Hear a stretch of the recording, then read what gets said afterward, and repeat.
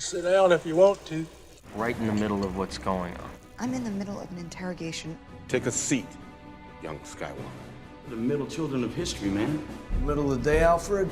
Please, take a seat there. Right now, I'm in the middle of nowhere. Stop the middle, it's a base hit! Meeting in the middle. Like. They fought for the freedom of middle. The middle of The middle of a middle. The middle of a war! Come on, freaking ridiculous! Why don't we have a seat and talk it over? No! Not the middle seat! One small step for movies, one giant leap for your listening pleasure. And that is the Middle Seats Podcast, the best seat in the house for all things movies and entertainment. Welcome, I am your pilot tonight, Mr. Andrew Auger. Let's meet my passengers. He's a man you'd want to have some bad times with at a dingy motel. Mr. Nate Lungarini, how are you doing today? I'm doing. Are you sure that isn't Jake's intro there? Oh, no, I got one brewing up for him. Don't worry. Yeah, I was going to say, if that's Nate's, I can't even imagine what mine is. And speaking of Mr. Jake Hensler, he probably thinks that the moon landing is fake. Jake, hello. Hey. That's it? I'm trying not to be pessimistic when you try and call me pessimistic. Oh, God. You don't have to be monotonous about it. Come on, come back at me. All right. We'll save that for another day because we've got a lot to do on this week's episode for the Middle Seats Podcast. As I mentioned off the top, we are the best seat in the house for all things movies and entertainment. The show works like this. Usually, our show is divided into 3 segments. We talk about a topic that one of the crew pitches with our lobby talk. Then we talk about the biggest news of the week with news, and then we move into our feature review of the biggest movie of the week. This week, for the second straight week, we have 2 big releases. Not 1, but 2 that we feel like we need to get to. So, as we did with the A Star is Born and Venom episode, which if you haven't listened to it yet, listen on SoundCloud, YouTube, wherever else you can find things. Download it on your Walkman or something. I don't know. We are going to do lobby talk, and then we're going to move into our double review of Damien Chazelle's First Man and Drew Goddard's Bad Times at the El Royale, 2 of my most anticipated movies of the year. I think the general crew would agree as well. Would you guys agree? For sure. Yeah, I'm glad you're not speaking for me, but yeah. Right, that's why I asked. I qualified it, see? I'm trying to be nice here. Speaking of being nice, I'm going to pitch it off to my friend Nate, who is going to get into lobby talk. Let's all go to the lobby. You're in the lobby? What do you look like? I will blow up the block before you can make the lobby. All right, so we're in the midst of October, which got me thinking about Halloween, and we also just saw First Man, which got me thinking about space, and that got me thinking about both those things. And here's a long-winded segue into my lobby talk, which is crazy sequels in space. And the one that really sticks out to me is the infamous Jason X from the Friday the 13th franchise that inexplicably went to space for no reason. You know what's really funny?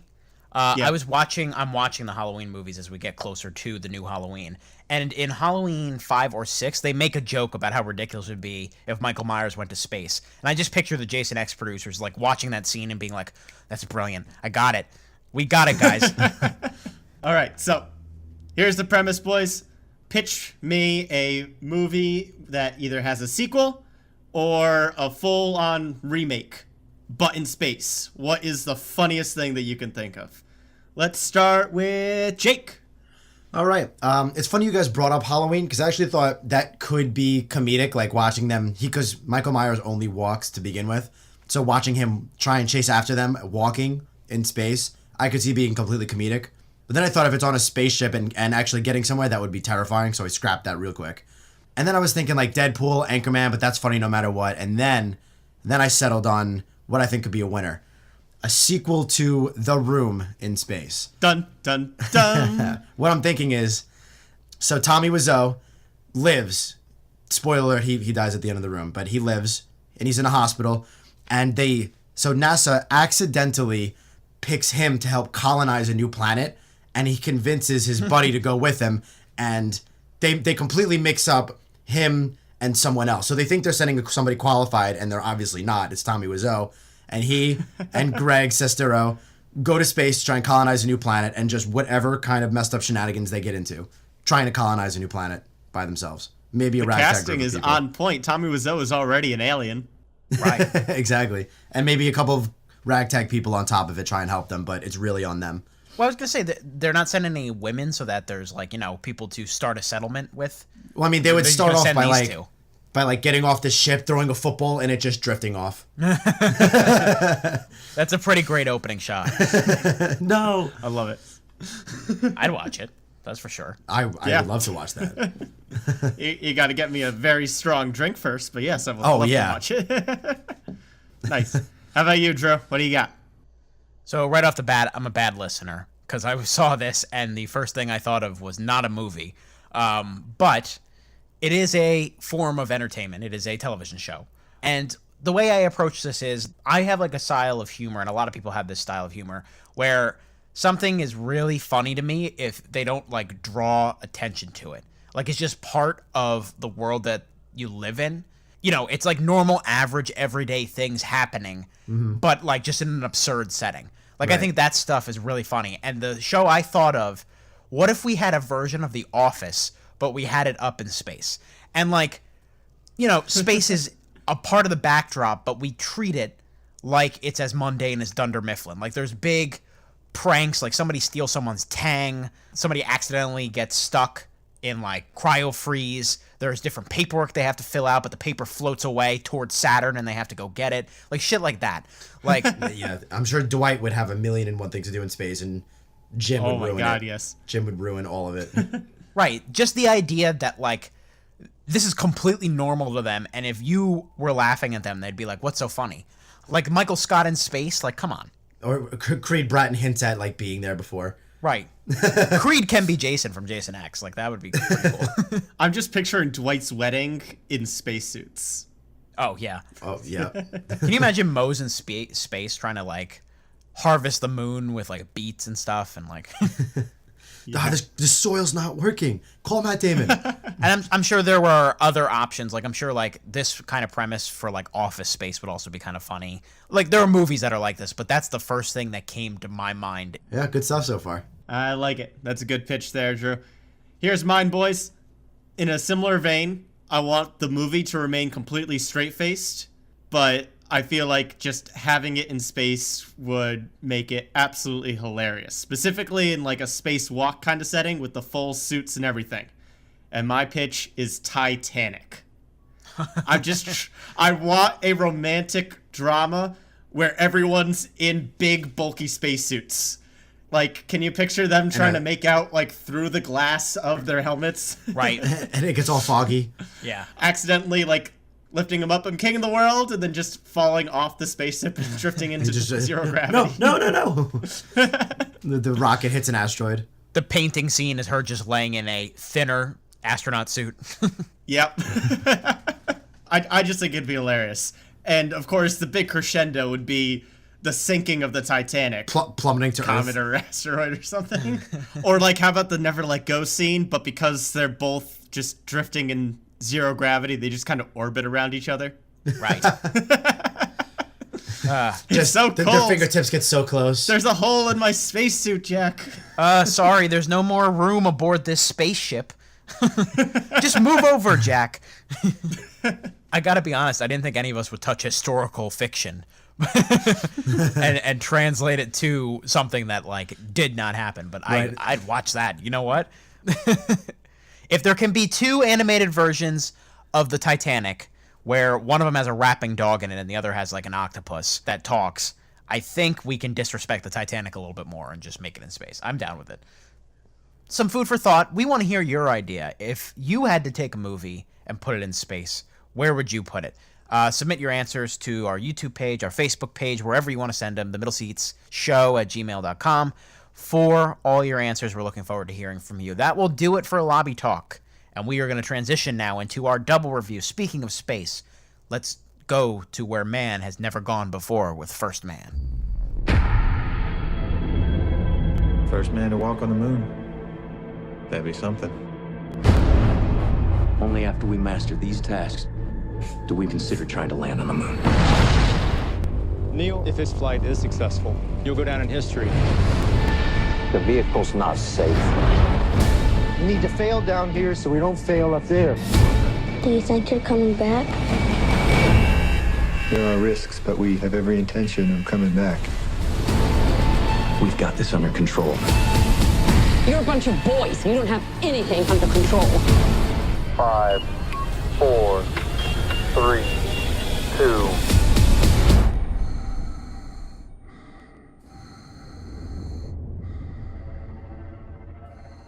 First Man is directed by Wonderkin, one of the auteurs of the 21st century that has made his big breakout in the last 5 or 6 years, Damien Chazelle, best known for Whiplash and, of course, winning Best Director for La La Land a couple of years ago. It spans the time from 1961 to 1968. Ryan Gosling reteams with Chazelle. He's Neil Armstrong. Armstrong's an engineer in NASA who is among those working to try and beat the Soviets to the moon. You guys know kind of the process of what happens. Eventually, he's part of the Apollo 11 mission, the first man ever to walk on the moon. I don't think it's a spoiler to say that. I think you guys know that.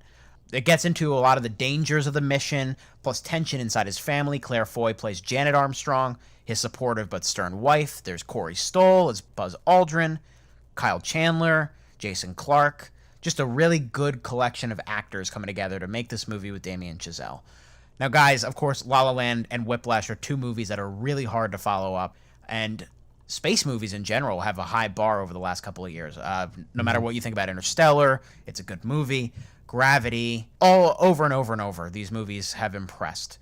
Where does First Man rank among those terms? What do you think of it as a film? Let's start with you, Nate. All right, so I'm a sucker for space movies, so I definitely went in with some high expectations here. First Man is directed incredibly well. Damien Chazelle really has a lot of props for me from his last two films. I love Whiplash, and La La Land is very, very, very good. And I can see a common theme with a lot of his work, where his main characters are really passionate about something, and then there's pushback from the rest of the movie. And it's all about kind of overcoming all that pushback to see your passion. So we saw that with music from the last two films, and now we're seeing it here with the space program. And this movie is significantly colder than his last two, mostly from Ryan Gosling's performance as Neil Armstrong.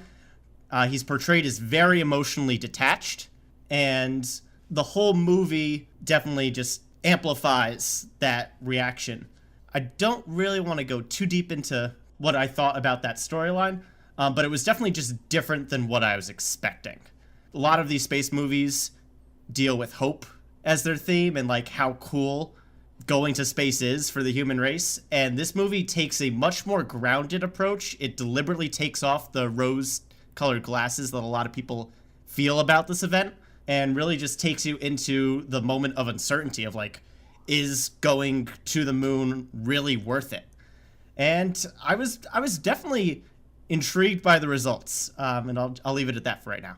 That's a pretty intriguing tease. We'll get back to him in a second. First, Jake, what did you think of First Man? I know you love both of his previous movies. Yeah, I'm a little stingy with really, really high ratings as well as really, really low ratings. I give Whiplash and La La Land both 9.5 out of 10. I thought they were both absolutely unbelievable movies. I love both of them. So for me, I know this is obviously very different and not quite a passion project for him like the previous two, but regardless, I think he's a great director, so I had some pretty high expectations. And like Nate, I like space movies as well.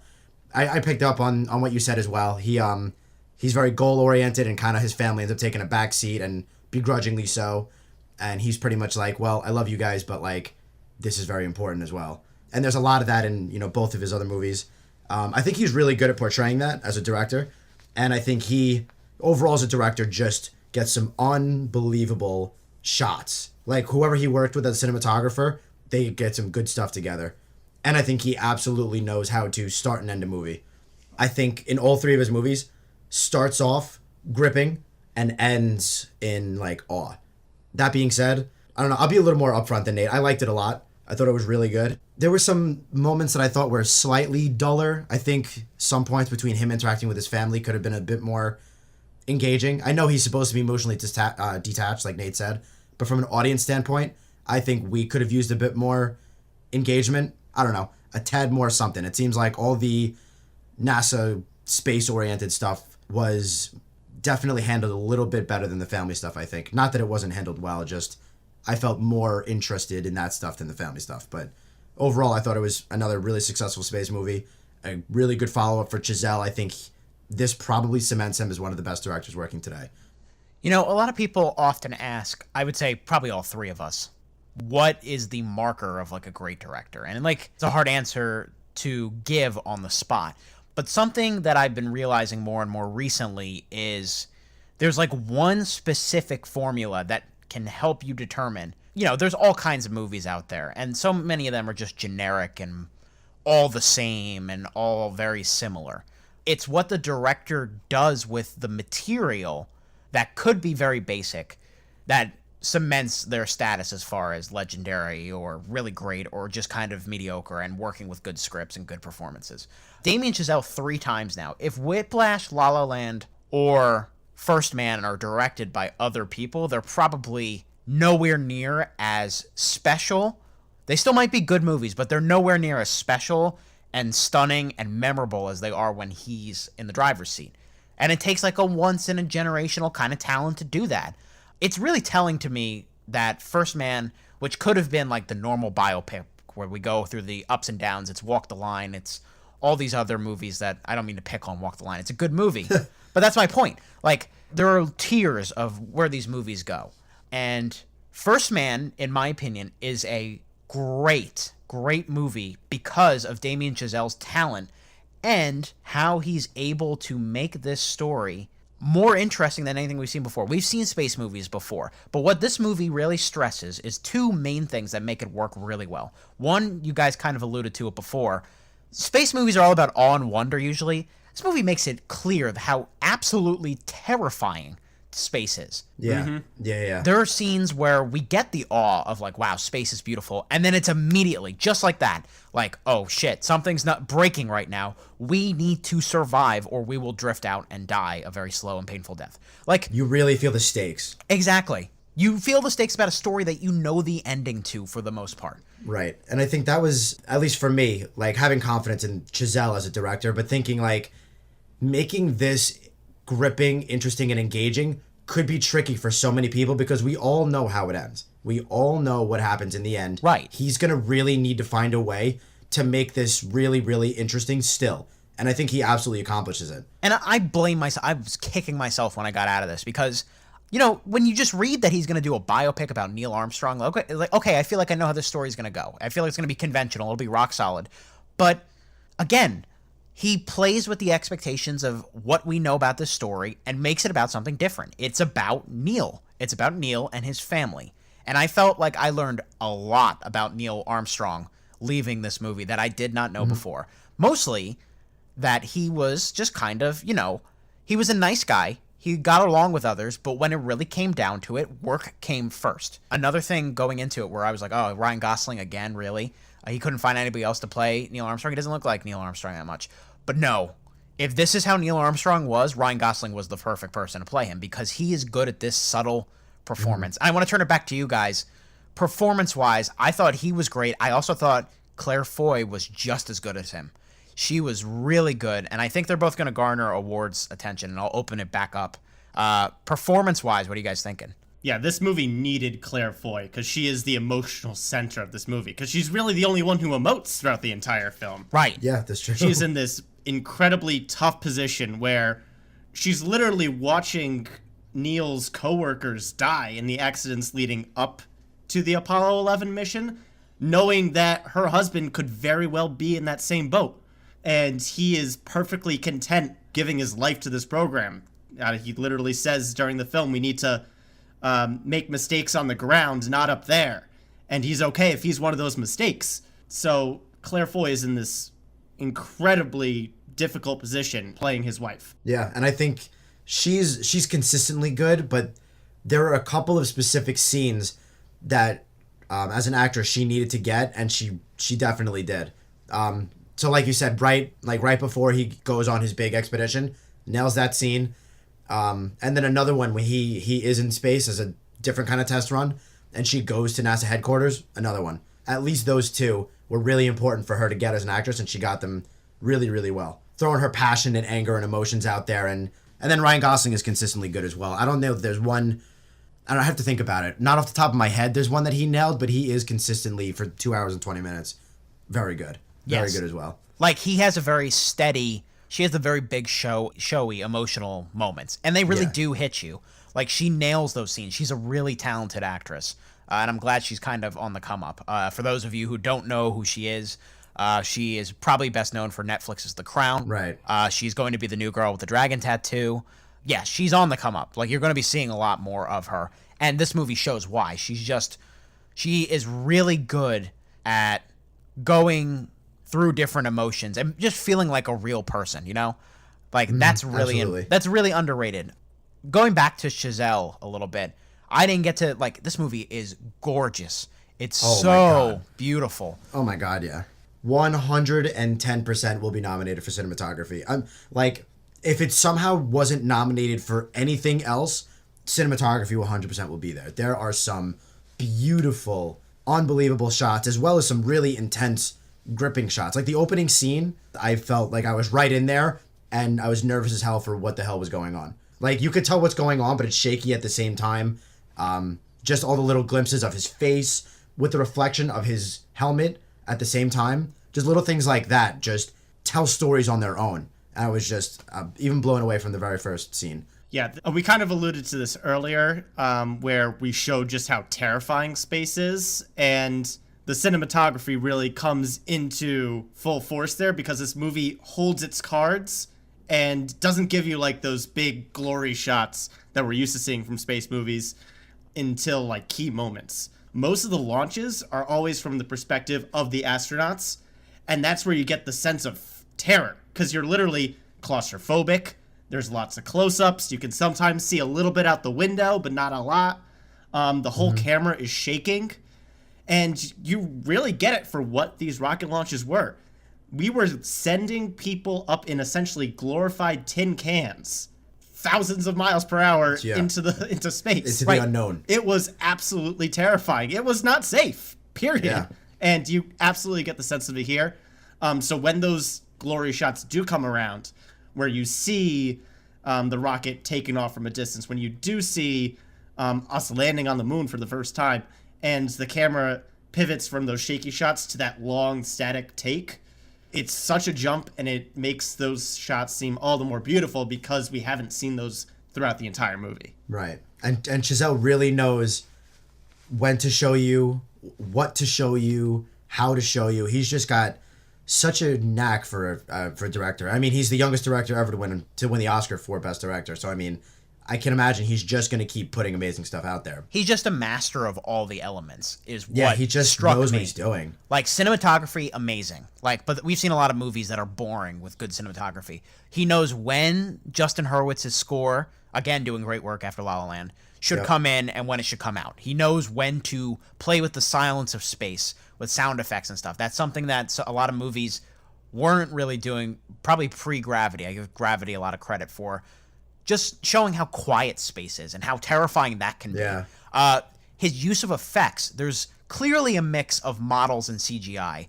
And, like, it's seamless. It looks amazing. Everything just looks so good. And everything is so tense because these are people working at the top of the industry. Like, it's really talented people doing the best they can. And that's what I appreciated the most about this, I think. Yeah, and I actually, other than the fact that we did land on the moon, I pretty much knew nothing about the story beforehand. So I was really watching all this unaware of, I get this might be a slight spoiler. I didn't know how many losses there were. I really did not know that. So watching this, I went, again? Oh my God. Like, this is just getting, if I'm Neil Armstrong, this is just getting scarier and scarier and scarier. And it's just, like you said, Nate, I like that you said that. It's very grounded for a space movie, which is different than what we're used to. This is probably the first time where I was watching a space movie, like, this is deterring me from ever thinking I might want to go. Anything goes wrong, and you could be suffering one of the worst fates, like, ever. Oh, for sure, yeah.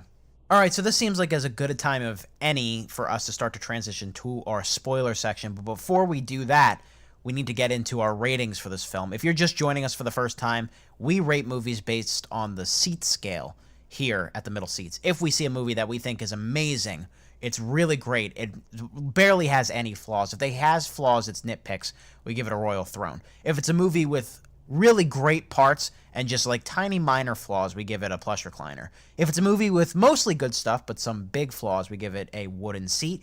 If it's a movie with some pretty big flaws but a couple of minor good things, kind of the inverse of that, we give it a damp lawn chair. And if it's a movie with no redeeming qualities whatsoever, we give it a sleazy outhouse. I'm just going to make a prediction and saying nobody's going to probably give First Man a sleazy outhouse, but what are we going to give it? Sorry, I don't mean to box you guys in. You may be, you do you, boo-boo. I don't care. Yeah, Jake. I've been lying the whole time. Yeah, go ahead, Jake. I've been lying this entire time. I hated it. No. I would say this is at times pretty damn close to Royal Thrones, but I'm gonna be stingy, like I said earlier, and a very high-end plush recliner with a large bucket of popcorn, because if you have any interest in this movie, go see it and absolutely get it in theaters, because it is beautiful. Absolutely gorgeous. And the movie itself is just really, really damn good. Like another really well done space movie in, I don't know, what is this, like 6 years in a row now we're getting good space movies? Gravity, Martian, Interstellar. Yeah, Gravity was First 5 Man. years ago, so probably, yeah, in that range, we've had a lot of them. You're right. Yeah, I feel like since Gravity, we've consistently been getting some really good space movies, like one a year. And this is just adding to it. Another really awesome space movie. Really, really happy with it. Upon rewatch, maybe in the future it could dip into that Royal Throne, but I'm not going to quite go there yet. Go ahead, Nate. All right, so I know I give you guys a lot of flack for being indecisive on your ratings, and I think this is probably the most torn I've ever been about a rating, because for all the stuff that we've talked about, this movie is fantastic. It has fantastic cinematography. All the actors do a great job, and the story is a unique one. So all of those are huge pros for me that definitely puts it into plush recliner territory for me, almost to the point of Royal Throne. I think the hard part for me is that I just didn't feel connected to the story the same way that I did with La La Land and Whiplash. I didn't feel as connected to the characters, and it made for a harder movie for me to get through, just because the movie felt so cold and lifeless at points. And I'm gonna stick with a plush recliner, but there are definitely points in this movie where I feel like it could almost go in the opposite direction, closer to wooden seat, just because Neil Armstrong is just portrayed so coldly that it's hard to not just to root for him, but even to sympathize with him, because he honestly just acts like a dick for a lot of this movie. And maybe that's real. I don't know enough about his history, and I think that was kind of the point of the movie, was to ground our heroes a little bit.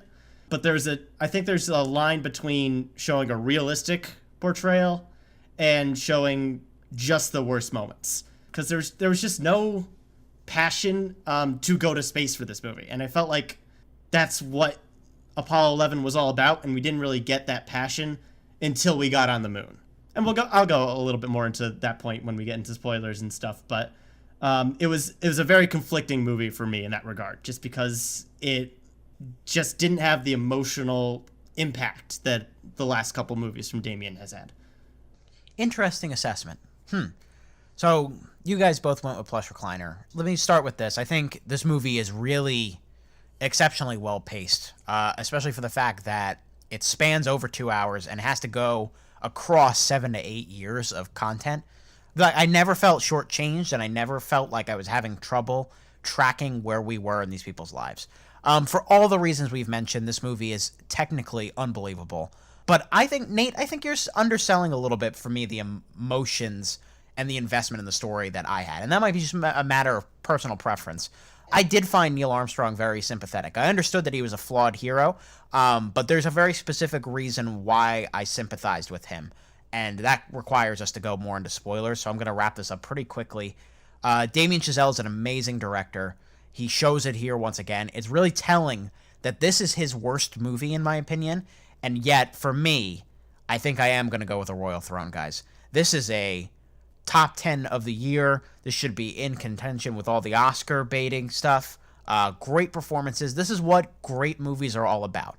They take your expectations, already high expectations, and for me, it went above the bar that I even had for it.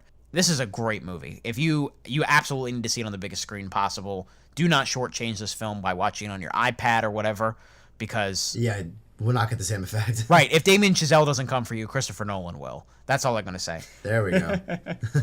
So to go into further why I love this movie and any problems that I might have with it, I have nitpick problems. But to do that, we should go into spoilers. If you have not seen First Man, please tune out now. If you have seen First Man, join us in our spoiler section. Whoa! Oh, spoiler alert! Spoiler alert! Spoiler alert! Excuse me! Spoiler alert! First of all, one of the big reasons that there's been publicity around this movie is this fucking stupid flag controversy. The whole idea that, oh, we don't see a shot of Neil Armstrong putting the flag in the moon, which of course is one of the most iconic images ever, whatever. But we see a shot of the flag. So are we good? We're good, I think. Everybody okay with this? Are you guys on board with this being the stupidest shit I've ever heard? I think this is one of the stupidest controversies I've ever heard, because most of this controversy happened before the movie was even released, so no one had even seen the movie yet. Right, yeah. And then all of it afterward, if you had watched the movie, you understand that the important part isn't the fact that Neil did this for the U.S. He did this because it's what he wanted to do, and that was what the whole movie had been building up to that point. So seeing that shot wasn't important to that character's arc. Right. You can watch a documentary if you want to see people put the flag in the moon. I don't feel like this movie is unpatriotic in any way. It's just not the central focus of the movie. So shut up. This is not about America landing on the moon. This is about Neil's journey getting there. Yeah. And bada bing, bada boom. If you're actually mad that Damien Chazelle did not put a shot of him putting the flag on the moon, relax.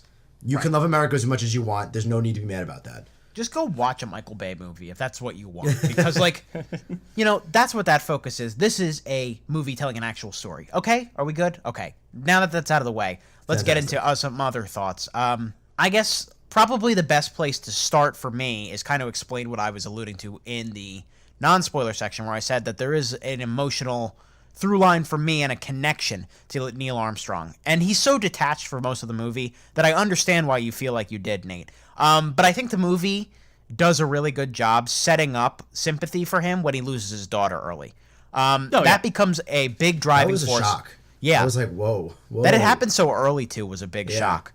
It becomes a big driving force in his work and in his relationship with his sons and his wife for the rest of the movie. The Neil we see pre his daughter dying, very brief, but Ryan Gosling does something with his performance that you can see a bit of a shift there. And for me, that was enough to realize that, like, okay, this is what's driving him. This is why I should still feel bad for him, even when he's putting Janet and the kids through so much. He's not being like an outright dick to them, but he is not being father of the year. He's emotionally unavailable. Right. Yeah, that's a great way to put it. Great way. Like, he's with them, but he's not there. Right. Like, the kids have a father, but not a very involved one. He's very wrapped around and, focused on his own stuff. And it creates tension and unease and uncomfortableness within the family. And then he loses his friends on top of it, which hurts him even more. And then there's a lot of failing, which hurts him even more. And it's just, there is a lot of family tension and dysfunction going on for sure. For sure, which I had no idea about. I didn't know anything about that. For me, as far as, like, that kind of stuff goes, it was all good. I wouldn't say I was ever bored or, like, frustrated with the movie. I just personally think the highs are so high, but it's not consistently high, which is why I couldn't throw it the Royal Throne. I think there are some points that are just not engaging as, his own personal journey, I guess. Right, and I see what you're saying there. I'm not going to dispute you at all. I would say, for me, that I was enjoying the family stuff just as much as the space stuff.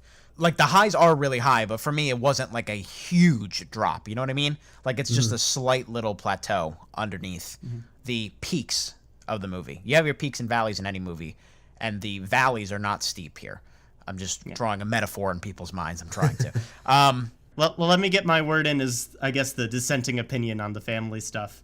Because I agree that everything that Neil Armstrong does as a father is well executed, well acted, and makes sense for the character. Like, he goes through that tragedy, and then he is emotionally distant from his family. And I think that entire arc works. It's compelling, and it's different, it's unexpected, and makes for a compelling movie. I honestly wouldn't change too much there. I think the only part where it kind of hurt me in the movie was because we don't have any emotional connection there with Neil's character. The fact that we don't really see any emotional passion for Neil on the space stuff hurts, because then he just becomes a passionless character altogether. It's very clear that he cares about his work, but we don't really see his emotional reactions in the same way. Like, he never has that moment of going to space is important for me, or not necessarily like a speech or a monologue or something, but he just never really emotes on how much he needs to go to space for his own personal growth. We don't never get that scene until the very end of the movie, and even then it's all silent. We just never get that moment from him. And I think that's kind of just where the falling off of the movie was for me, because he was just so cold throughout the entire experience. Yeah, he was very alien, not to be like punny about it. But it's apt there. I don't disagree with you, Nate, if that makes sense. I just have a different opinion. Sure. Because they did enough setup for me at the beginning that I wasn't like detached from him in those moments. Jake, you put it really well, where he knows how to open and knows how to close. The first 10 minutes of this movie are great because it sets all that stuff up, and it starts with, you know, the big exciting scene. And then the last 10 minutes, I love the last scene, how just like subtle it is and how it reestablishes their love, how they're just looking at each other through the glass. Oh. And I think the fact that there's no actual right answer to that is another testament to Damien Chazelle and his ability to tell a story. He does that in his other two movies too. Exactly. Like it's a staple of what he does, where it's like, you figure it out. Yeah. What are you supposed to feel about this? Whatever you want. But like, it's not like a lazy way or anything like that. Right, exactly. I think it's interesting that you bring up that last scene, Drew, because you can view it as what you described, where Neil and his wife are trying to restart now that he's finally finished his journey. Maybe he can actually start being a real father and husband again. You can look at it that way. But you can also look at it in a depressing way, and I kind of more saw it in that way. This is a man who was emotionally detached throughout the entire movie, and the last shot literally ends with him visibly separated from his wife. Right, literally quarantined. He's in quarantine, and there's a literal divide between him and his wife. And you can argue that emotional connection could never be reestablished. We don't know. The movie ends there. If you are a professional debater, you can argue both sides easily. Even if you're not, you can still argue both sides. Right, we kind of are now. Like, not like Exactly. heated. I'm not going to shank him or anything, but like, yeah. Yeah. No, I think it's fascinating. I think in all three of his movies now, he starts and ends them. He starts with a complete hook and ends with a complete wow. Actually, one other thing I want to get into before, I mean, we have to talk about the moon landing scene, but before that, I want to talk about the overall feel of the movie. It takes place in the 60s, and I think they nailed that. There are some almost like, not pixely, but almost like gritty kind of moments, you know what I mean? Like the cameras almost look like they're filming in an old style, and I really like that. I thought that was so cool. Yeah, they shot, I believe, in 16 and 35 millimeter, and they blew it up for IMAX. I remember reading something like that. Right, which is crazy. Yeah. That's great that there are still people doing that besides Christopher Nolan again. It's not like just costume and set. The actual film itself feels like it was made old at times. That's such a neat little thing for a director to do that goes a long way. Like, it's just a little thing that not everybody would think to do, and I think it works so well. And then I think we absolutely, before we run out of time, because we like to do that, we have to talk about the moon landing. You couldn't have done it better. I mean, holy hell. The quiet, the dark, the intensity, the fear. Like, even when he steps down from the ladder and stands on the platform, he's literally inches from the moon's surface. But it takes him, like, minutes to decide to actually step foot, because it has never been done before. Nobody has any idea. They probably have no idea if the surface is, like, solid, you know what I mean? He could be stepping into nothing. You have no idea what to expect. And the entire time I was like, I never thought about this until watching this movie. Like, for us, it's the moon. For him, you don't know what the fuck is going on. You don't know what this is, what could happen. Like, so much tension over just this thing. And that's where a brilliant director comes in. We all know he lands on the moon and things go well. But Damien Chazelle still manages to make your heart go a million beats a minute while watching it, even though you know the result. And that is a testament to a great director, like Andrew said earlier. Absolutely. I'm so glad you brought the scene up, Jake, because I love that moment when the doors open and you hear that little pop of the air rushing out, and all of a sudden it is complete silence. And then that long shot of looking over the landscape of the moon, Earth in the background. Gorgeous. Unbelievable. I said this before in another Ryan Gosling movie where almost every frame could be a wallpaper, and that's the shot. Right there. It's The shot of the moon there, that is the wallpaper shot. I love movie experiences like this where you yourself can feel the audience engage. You can hear slight adjustments in the seats, slight breaths of air coming out. Like, you can feel everybody engaged. Just, everything drops and everybody's paying attention. And I loved it. Absolutely loved it. All right, guys, we got to move on here because we have a whole other review to do. Yes, we do. Let's start to wrap it up here. Nate, in 30 seconds or less, final thoughts on First Man. If this was under any other director, I probably would have given this a wooden seat. I wasn't feeling as emotionally invested as I would have liked to for a movie that really tried to portray spaceflight not as glory to what humankind can accomplish, but to how absolutely terrifying and heartbreaking it can be for the people that were involved with the process. Damien Chazelle is absolutely the only reason this movie goes up to a plush recliner for me, because it is just executed so well. Acted phenomenally, looks gorgeous, sounds amazing, and it makes what would have been a passionless movie into something that is gripping to watch and incredibly unique to cinema up to this point. I very much enjoyed it. I definitely recommend that everyone see it for themselves to figure out what you think in your own personal views. Yeah, just I think this, if not before, this cements Damien Chazelle as one of the best directors working today, and making a movie where everybody knows the ending is hard enough, but somehow reinventing the space genre when it's been doing very well for half a decade now.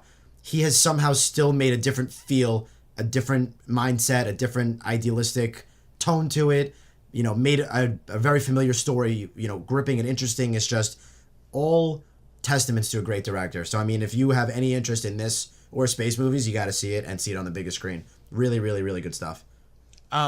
I've gone this long without even talking about any problems I had. The only minor problem I had is that I felt like some of the supporting characters were maybe a little underdeveloped. Like, I wish I got more of Jason Clarke's character, of course, tragically dies. And I wish I'd gotten more of Corey Stoll as Buzz Aldrin, because I think he does a really good job. And there's a great scene with the two of them at a press conference. You just see the charisma of Buzz Aldrin versus Neil Armstrong. And it does a really good job of contrasting that. And again, it comes down to that. We leave this movie knowing so much about Neil Armstrong and knowing so much about the space mission itself. And that's because of Damien Chazelle's talent. He is a wonderful director. He will probably be nominated for Best Director again. I hope this movie is in contention for Best Picture. One of my top 5 of the year so far. Absolute royal throne. Loved it. So how do you follow that up? Let's move on to our second review of the night. From Damien to Drew, let's talk about Bad Times at the El Royale. First time at the El Royale? You have the option to stay in either California or Nevada. This is not a place for a priest, Father. You shouldn't be here. You watching me? I only watch who they tell me to watch. Who's they?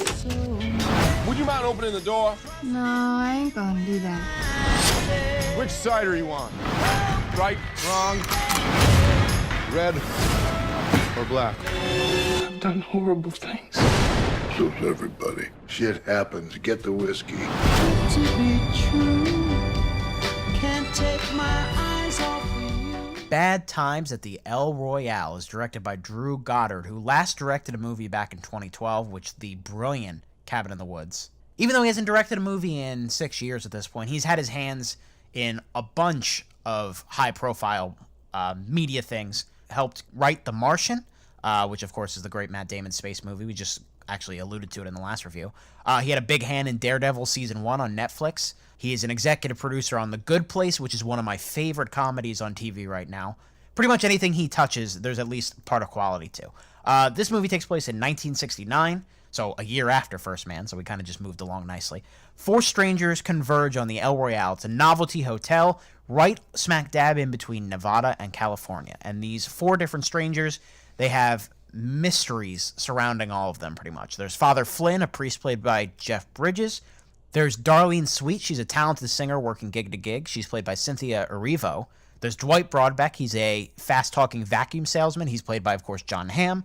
And there's Emily Summerspring. She's a standoffish, anti-authority mystery woman played by 50 Shades of Grey's Dakota Johnson. I shouldn't disrespect her like that. She's a great actress, otherwise. The concierge there is Miles Miller. He is played by Lewis Pullman. And basically everybody has secrets. Eventually, a mysterious man enters the fold, Billy Lee. He's played by Thor himself, Chris Hemsworth. So, guys, I've been looking forward to this movie since it was announced. I loved Drew Goddard. I loved Cabin in the Woods. What do you guys think of Bad Times at the El Royale? Jake, let's start with you. A lot of hype, a lot of anticipation around this movie. I thought the trailers looked really fun. Great cast. Really great mind behind it. And overall, I thought it was very good, very entertaining. I like these kind of concept stories where a bunch of, not quite a whodunit because it's not a murder mystery, but, a bunch of characters come together with secrets and they all kind of get tangled and intertwined and unfold together. I really enjoy those, especially when they're done well. And I overall thought this was done well. It's just kind of, it doesn't quite reach a great mark, It's a really good idea. You could tell he spent a lot of time on it. It's got a lot of, cool ideas. You could tell he's got a vision for it. Like, the hotel looks great. There's little fun things here and there. Overall, really good performances, too. Like, everybody turns in a good performance. You could tell there's just a lot of talent and a lot of, good visions put into this. There's just something about it that it doesn't quite come together perfectly like everybody had hoped. Truthfully, I think the reviews are a little harsh. 60 on Metascore is good, not great, and I think it's better than that. It's also kind of a hard movie to talk about without spoilers, because there's a lot that goes on behind the scenes and behind the hotel walls, literally. So I don't know how much I want to go into feelings until spoilers, so probably going to be a semi-quick review for me. But overall, I enjoyed it. I thought it was good, and I think it's getting a little harsh reviews from some people. I think it's better than the critics were saying, but I don't know. Overall, good time as the Bad Times. What about you, Nate? I'm actually very interested to see how you react to this one, Jake, because I got so many vibes from Pulp Fiction from this movie. Yeah, I thought some of that too. It has a very Tarantino style. For It's sure. divided into chapters the same way that his movies tend sure. to be. And this movie definitely draws a lot of parallels to Pulp Fiction in that there's no real mystery to solve. It's just kind of one story, start to finish, and it's how the characters respond to that journey that they take them on. And I kind of feel similarly where this movie has some really cool aspects, but it overall just falls a little flat for me. It just needed to commit to something, whether it was committing to the characters, whether it was committing to how creepy the hotel was, or just pick like another through line. But it was just a little too scattered for me. That didn't quite have the focus that it needed to pull off this kind of high concept film, which was a shame because I was definitely excited for this one too. It just didn't quite work for me. It was just missing something, and what that was is debatable, but definitely something was not present that needed to be. I'm very interested that you guys went to Pulp Fiction in your head at first, because for me, the most common comparison, I even wrote down, this is Drew Goddard's Tarantino movie. But for me, this is The Hateful Eight. It's a bottle film. They're all trapped in a certain location. Obviously, it goes back and forth in time. It plays with chapters. I think Hateful Eight does that in not as much as Pulp Fiction, so I see that connection. I'm gonna sound like a broken record. I kind of agree with you guys. This is a good movie that is frustrating because there is a great movie somewhere trapped inside of a movie that is 2 hours and 20 minutes long. The pacing here is way all over the place for me. It's just choppy the way the thing is edited, the way that they insert certain scenes, the way that they replay certain scenes. The setup's really good, and I really like the third act. And we can't really get into why until we get into spoilery sections. But the excellent set design makes it fun. The stylish direction, there's some really good camera work here. The mysteries themselves of who these people are intriguing. But the second act, just some of the decisions they make, it felt like the movie was kind of skipping inside the VCR machine. Like it just kept going back to certain moments and not progressing forward. I would have liked a more linear approach to the storytelling. It was a 2 hour and 20-minute movie, and it did feel like a 2 hour and 20-minute movie, which is a decent-sized problem, when this movie, in my opinion, could probably be closer to 2. And we'll get into why going forward. But I'm not trying to sell it short. Just coming off of Cabin in the Woods, it's not as good as and sharp and airtight as Cabin in the Woods is. That movie's excellently paced. Right, there's not absolutely. There's not like a false beat in that movie as far as pacing goes. Nobody's doing a bad job or anything. I think it's more just script and pacing problems that brought it down for me. For me, this really felt like he knew exactly what he wanted. He just had trouble putting it together. Like, he clearly has a vision. He clearly knew the style that he wanted. And I'm always interested to see how they work out when there's not one main character and they all have something going on and they all come together. I always think it's interesting. It's very clear he knew exactly what he wanted. He just really had trouble with his execution, I think. Maybe he could have used just a little bit more time, maybe just another second opinion or something, just somebody else to help him touch it up.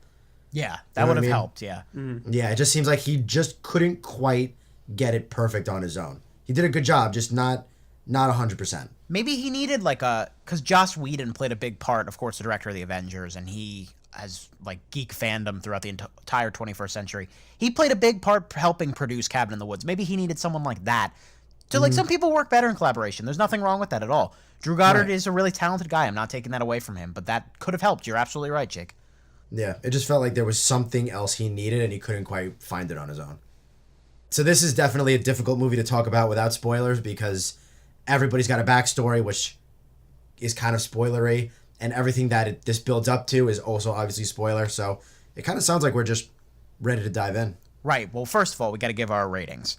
But yes, after that, we should absolutely go ready to into move on. spoilers. Ready to move on. Jake, you were on a roll. Why don't you do that? Sure. So with Bad Times at the El Royale, I recognize the flaws and the imperfections, but for me, it was still good enough, entertaining enough, made well enough to reach its way into a plush recliner. Definitely a lower one than First Man and A Star Is Born. I'd say those are, reaching for a royal throne and just missing it. This one is elevating itself above a wooden seated to plush recliner, but just not quite great. It just kind of falls short of some great stuff. And no bag of popcorn. You can see this with or without a theater and still enjoy it or not the same. I'm a little more down on this one, Jake. This one's a wooden seat for me. Bad Times at the El Royale definitely has a lot of things working in its favor. I think the cast does a great job. I think the tone that the movie sets is really, really good. I just wish the plot moved in a direction. It just kind of happens, for lack of a better word. And there's definitely some compelling moments. There's definitely some really fun scenes. There's definitely even some funny scenes mixed in there. But overall, it felt a little messy, and I just needed a little bit more focus as to what this movie wanted to say. It's all right if it didn't need to have a profound message or anything. The plot just fell a little flat for me. So wooden seat. I'd recommend people go see it all the same. But I'll agree, you don't need to see this one in theaters, which is a shame because I wish people did. I know, because these kind of movies could use the money, but they need help in Hollywood, and they have not been getting it recently. And unfortunately, this one isn't gonna. Yeah, it didn't do very well at the box office. Obviously, on opening weekend, that was a big struggle for them. I am right, Jake. You basically took the words out of my mouth. I'm trying to figure out where exactly I stand on it because it's right in that in between. I think overall I had fun with it, and I do want to support original movies. So in my own little way, I'm gonna at least push it up to it's a plush recliner from the El Royale. It's kind of rotten and gross, but it's still comfy. It's a good movie. A rotten plush recliner is a horrible adjective. It's better than a rotten wooden seat, in my opinion, or even a sturdy wooden seat, because you can get splinters from those. I think that's the second time I've said that in 2 weeks. And just very afraid of splinters, everybody. I don't like splinters. They freaked me out as a kid. Like I said, this is a good movie that just really needed a trim. It did. It needed a trim, and it needed just a little bit more focus. I agree with that. These are actors having a lot of fun. They do a really good job. I found actually probably the newcomers, Erivo and Pullman, were two of the more impressive actors in the movie. And then Chris Hemsworth, we'll talk a little bit more about him in a second, but I've got things to say about him. Good time, not a bad time at the El Royale. You had a good time, but you don't have a great time. And We're going to have a Been great better. time because we're now going to go into our spoiler section. Whoa! Oh, spoiler alert. Excuse me, spoiler alert. So Jake has his stopwatch ready. He's going to time me and kind of see how long that it takes me to get through everybody's motivations. I'm going to go as quickly as possible in the time that I have. Here we go. So Darlene, she has no motivation. She's a nice person. So that's done there. Father Flynn, his name is actually Doc O'Reilly. He's a bank robber. He's masquerading to pick up money from a heist that was left behind by his partners, and a great cameo by Nick Offerman, and a great opening scene, by the way.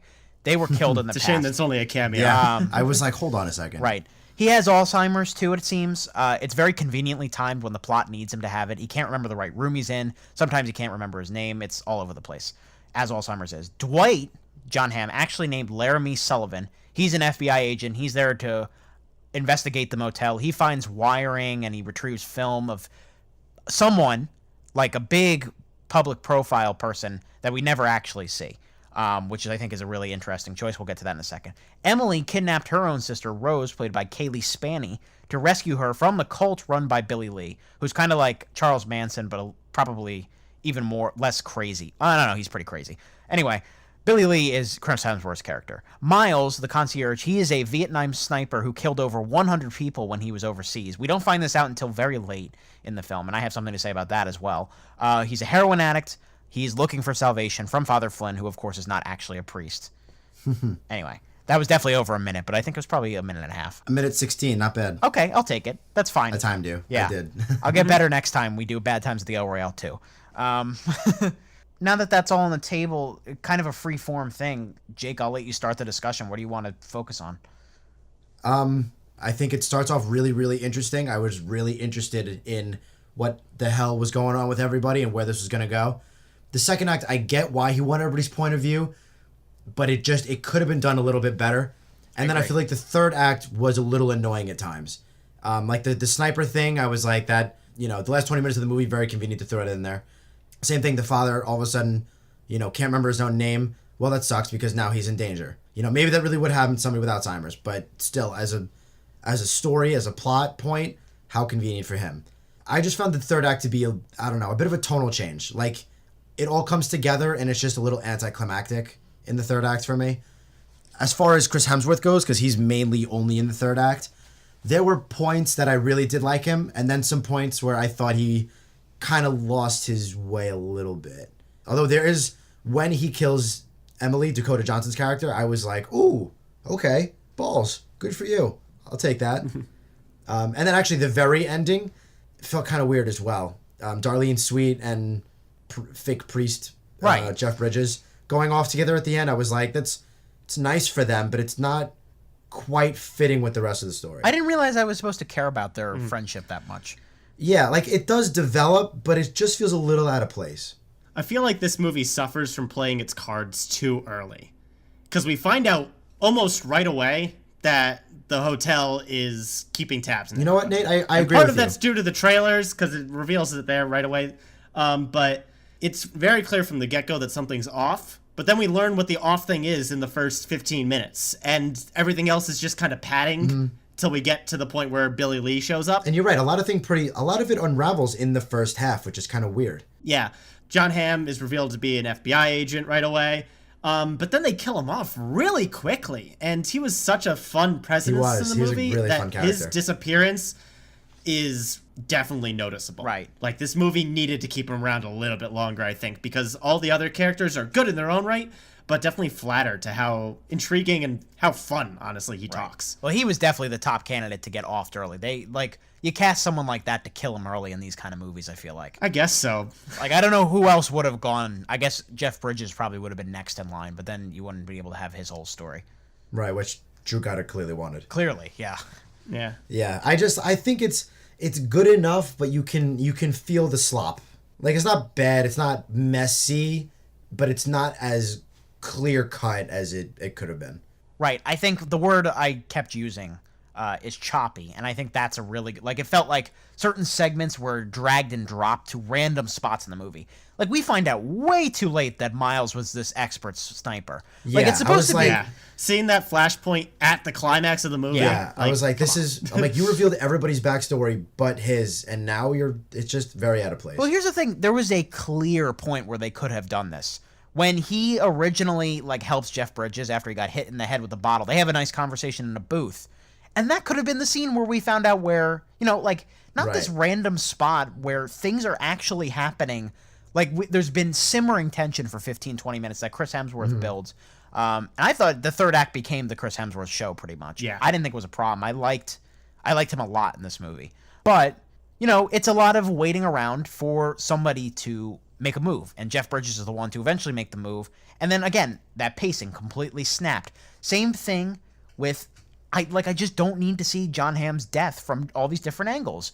It feels like we're moving 2 steps back with every 1 step forward. Even if it's not like that in the story, even if we're getting new details at every moment, as a viewer in the moment, it takes you out of it because you're like, okay, can we move along here? I've seen this already. Like, I get what he was trying to do, but it's not the right decision in my opinion. I didn't mind. That was like the midpoint of the movie. And it sounds like he really wanted that to be a turning point for the story and the characters and get all of them involved. I just feel like there's probably a better way to do it. Right. I didn't mind it, and I get what he wanted to do. I just felt like it could have been a little cleaner. If, like, going back to the Hateful Eight analogy, it's like the intermission in Hateful Eight. The first person dies in the intermission of Hateful Eight. Mm-hmm. And that's supposed to be the turning point, because the second half of Hateful Eight is just everybody fucking gets murdered. In different ways. Everybody losing their minds. Right. Like, that movie goes crazy at intermission. But it doesn't work as effectively because, I mean, Quentin Tarantino doesn't go back and show that scene 8 times. You know what I mean? That was my biggest thing. We've been kind of slamming the movie for a little bit. I do want to shift to what I liked. Yeah, that's fine, because I have positives as well. Yeah, no, I definitely have positives. I think it's tough love because we really wanted to love it. And I think we're a little frustrated, all of us, it seems like. Yeah, that sounds fair. So... if I had to commend the movie on one thing that I really liked, I feel like it wasn't afraid to let the audience figure out what was going on without saying it outright. There were a couple really fun details throughout the movie that I really appreciated. One of them was like when John Hamm first started going through his hotel room, you saw very clearly 2 different sets of wiretaps, and you get the sense, oh shit, he's out there looking for one set of his own taps because he's working with the FBI.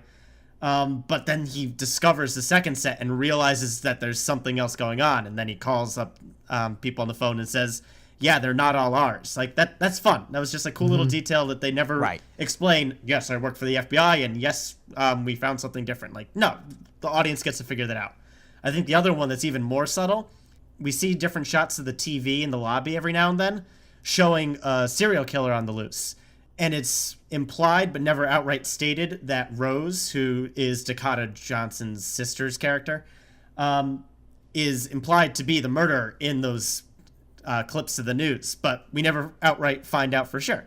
And I think it's those fun little details that the audience gets to figure out on their own as they're trying to unravel the mysteries of the El Royale that are fun. And I think the movie could have done well with even more of them. Yeah, that's a fair point. I actually didn't quite pick up on the second one, the more subtle Rose one, but I did love pretty much everything with John Hamm, honestly. Like, first off, his subtlety, finding the wiretaps, I really liked that scene a lot. And I was really intrigued, like, oh my god, how many wiretaps are there? What the hell is this place? But even his character as a whole, like, he's polite and lets everybody go ahead of him, and then he gets frustrated by himself letting everybody go ahead. Like, he's just very clearly a well-written character with a good actor embodying him overall. I definitely liked him a lot. Although, that character might be a terrible FBI agent. Because don't you want to not stand out? And this guy's like, oh, I do Claire and all this shit. And like, dude, you're drawing a lot of attention to yourself for trying to be like under the radar there to do a job. I'm just saying, like, that's quite a flamboyant cover. It's hiding in plain sight. I don't knock it for it. Yeah, whatever. That's just everyone wanted to get away with them because it was so food annoying. for thought. Yeah, I knew there was something up, but I wouldn't have picked up he was an FBI agent. Something that I think this movie does a really great job at, especially in the first act, there's probably one standout scene where it does it in each one. And I think it has like this really tense scene in each of them. And it uses Darlene's singing really well. There is amazing, like probably the standout camera work of the movie when John Hamm is going back and forth in the hidden hallway for the first time.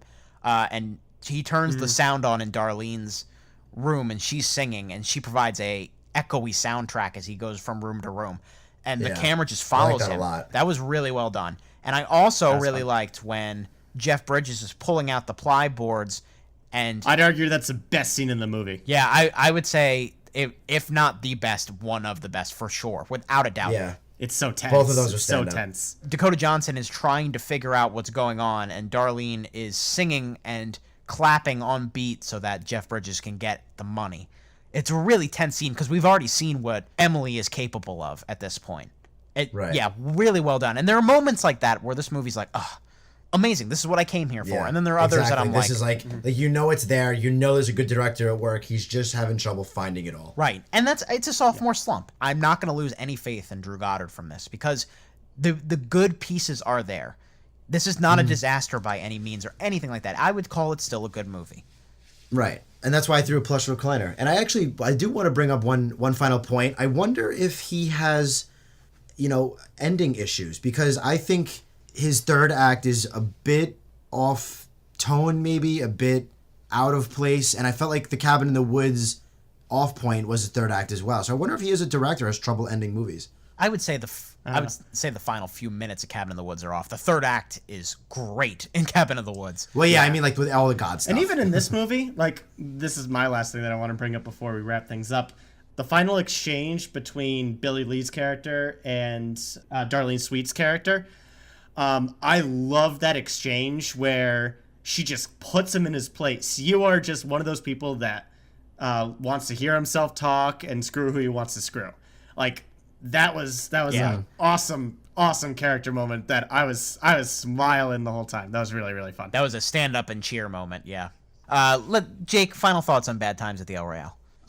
Overall good. Like if you like mysteries, if you like interesting plots and interesting characters and like, multiple ones set in a set location, like this is a very distinct kind of movie. And it's not a bad one. Like if you enjoy that kind of stuff, you should definitely go see it. It's worth the watch. It's just, like we said earlier, it's tough love where it's imperfect and we wanted it to be better than it was. It's still good. We were just hoping for more from a talented guy with a talented cast and really good trailers. It all seemed like it was heading in the right direction. It just didn't quite live up to what we were all hoping. But overall, still good. I wouldn't mind watching it again. I'm sure I will. It's definitely worth the watch. It's just kind of a shame, but I'll still look forward to whatever he does next, for sure. Nate, final thoughts on Bad Times at the El Royale. Yeah, not to hammer in an overused joke, but I still had a good time at the Bad Time at the El Royale.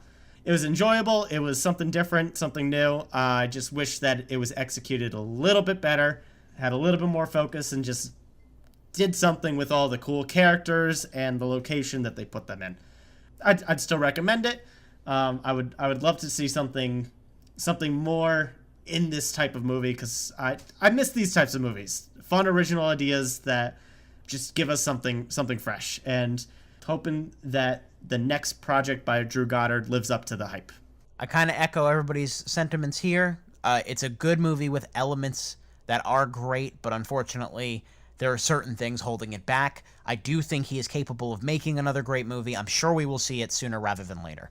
That will do it for our review of Bad Times at the El Royale and for this mega-packed episode of the Middle Seats podcast. Thank you for joining us through all of our great movie talk today. Nate, where can they find more movie talk on the web? Alrighty, so here's how you can get in touch with us. Please like, comment, and subscribe to our YouTube channel, The Middle Seats. You can also listen to us on the go on both SoundCloud and iTunes. And any questions, comments, or updates on the show, keep an eye on our Facebook and Twitter, both at The Middle Seats. If you like what you hear and you want to see more, let us know and spread the word. Be sure to check out our spin-off episodes, Freeze Frame, where we jump in a time machine and talk about a movie related to the movies we're reviewing this week. On the latest Freeze Frame, we talk about Cabin in the Woods, which of course is Drew Goddard's horror comedy masterpiece. Next week on the main show, we're going to be joining infamous serial killer Michael Myers and talking about the reboot of the Halloween franchise. That'll do it for us here on the Middle Seats podcast. For Jake Hensler and Nate Lungarini, I'm Andrew Auger. Keep that seat warm, everyone. We'll be back soon.